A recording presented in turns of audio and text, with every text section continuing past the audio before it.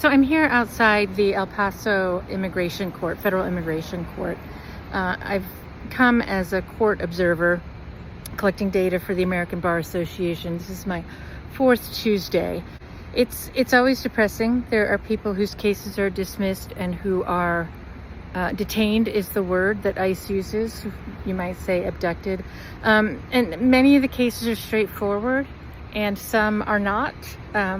2 weeks ago, there was a man who was with his pregnant wife, and the judge gave him a date to come back, continued his case, did not dismiss his case, and yet ICE detained him, took him away.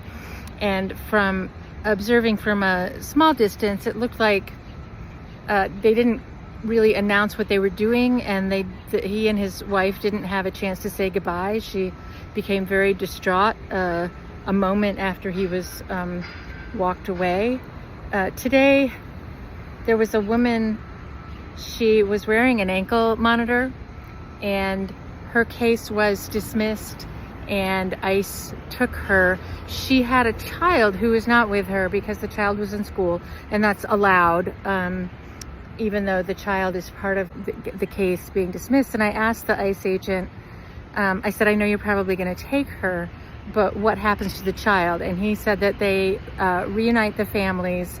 They're not intent on separating families at this point, and that the child would be detained. Wasn't clear if it would be at school or at home, but it sounded like they were going to go right away and get the child. So instead of allowing the woman to go and get the child, I mean, she's got an ankle monitor. Anyway, I'm telling you about this because that's what everybody says, is please let everybody know what's going on. And some of the ICE agents are, I don't want to say they're violent. I haven't witnessed violence, but they're definitely amped up to do this work. They're all masked when it comes time to take people.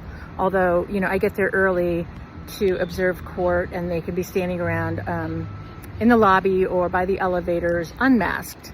I don't know what else to say. I'm going to keep being a witness, and maybe I can figure out something else to do that feels more meaningful. One thing I will share is that there's a lot of people here from the Catholic Diocese of El Paso doing amazing work helping these people.